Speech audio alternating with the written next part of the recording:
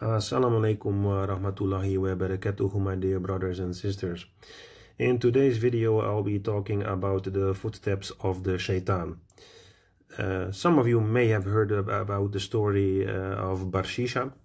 So, the story of Barsheesha, often spelled Barsheesha, is a famous cautionary tale in Islamic tradition and Middle Eastern folklore. It serves as a powerful allegory about the footsteps of the Shaytan, Khutuwat al-Shaytan, illustrating how evil often does not appear as a sudden demand to commit a massive sin, but rather as a slow, gradual process of small compromises. So, the story is frequently cited in commentaries, tafsir, regarding Surah al-Hashr, chapter 59, verse 16 in the Quran. So, the story of Barsheesha goes as follows. He was a pious man. He was a monk or an ascetic, worshipper from the children of Israel, who was renowned for his extraordinary piety. It is said that he worshipped Allah faithfully for 60 or 70 years, never committing a sin. His reputation was so great that he was considered the most trustworthy man in the land. So, because he enjoyed this huge trust and he had this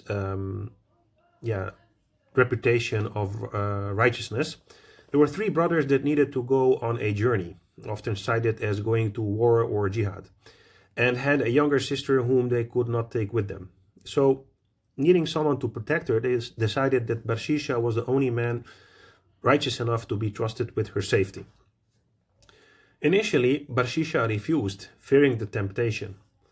However, Shaytan whispered to him that if he refused, the girl might be left with someone with ill intentions. Convinced he was doing a good deed, Barsheesha agreed. He set her up in a house next to his hermitage, place of worship, so he could keep an eye on her without interacting with her. So here's where the steps of Shaytan came in, the trap. Shaytan did not tell Barsheesha to commit adultery immediately.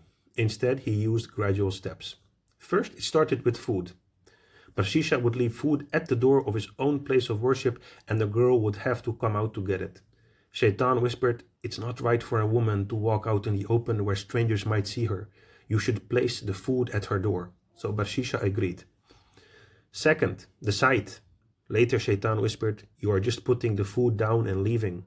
It won't hurt to check if she's okay or needs anything." So Barsheesha began to see her briefly. Third step, the conversation. Shaytan then suggested, "She's all alone and lonely. It would be charity to speak to her from a distance to comfort her." So Barsheesha began to talk to her. Then the entry. Eventually, this escalated to Barsheesha entering her house to talk, then staying longer until the barriers of modesty were completely broken. Here's where the fall and the cover-up comes in. So finally, after slowly eroding his boundaries, Barsheesha committed adultery with the woman. She became pregnant. When the baby was born, Shaytan returned in full panic mode, whispering to Barsheesha, "When her brothers return and see the child, they will kill you and ruin your reputation. The only way to save yourself is to kill the child and the mother and bury them. You can tell the brothers she died of a sudden illness. They will believe you because you are a righteous man." So, driven by fear and shame, Barsheesha murdered the woman and her infant and buried them in a secret spot.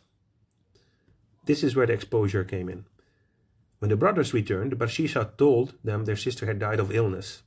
So they accepted his word, grieved, and visited the grave that he pointed out, which was fake. However, later that night, Shaytan appeared to the brothers in a dream. He revealed the truth, that Barsheesha had impregnated their sister, murdered her, and then buried her in a specific location. So the brothers woke up confused, but decided to dig at the location from the dream, and there they found the bodies of their sister and her child. Now this is where he came up with the ultimate ending. The brothers seized Barsheesha and dragged him to the king or ruler to be executed for his crimes. So as Barsheesha was being tied to the stake or cross or whatever the method of execution was at the time, Shaytan appeared to him just one more time, not as a whisper, but in a visible form. And Shaytan said, "I am the one who whispered to you. I got you into this mess, and I am the only one who can save you now. If you bow down to me, prostrate, just once, I will rescue you from this execution." So in a final moment of desperation and spiritual blindness, Barsheesha prostrated to the Shaytan, committing shirk, idolatry, disbelief, the gravest sin of all, just moments before he was executed. So as soon as he did that, Satan laughed at him and said, I am free of you. I fear Allah and the Lord of the worlds, and abandoned him. And Barsheesha was executed just moments later, dying as a kafir, as a disbeliever, after 70 years of worship. Imagine, of 70 years of being a mu'min, a righteous man, a religious man, and fearing Allah, this is how he ended. So what's the moral and meaning? The story is often linked to the Quranic verse, like the example of Shaytan when he says to a man, disbelieve. But when he disbelieves, he says, indeed, I'm disassociated from you. Indeed, I fear Allah, Lord of the worlds. Quran chapter 59, verse 16. So what are the key lessons to take away here? Gradualism. Evil rarely tempts with the final outcome immediately. It starts with small, seemingly harmless compromises, just looking, just talking. Then there is self-righteousness. Barsheesha's downfall was partly due to his belief that his years of worship made him immune to sin. He trusted his own piety rather than maintaining strict boundaries. Isolation, the danger of khalwa, seclusion with a non-relative of the opposite gender, is a central theme. And the end matters. The story highlights that the person's state at the time of death is what counts. Years of good deeds can be undone if one abandons their principles at the very end. May Allah protect us from such a faith. May Allah protect us for the footsteps, against the footsteps of the Shaytan. And may we all be alert and may we all be under Allah's protection. Ameen. Thank you for tuning in.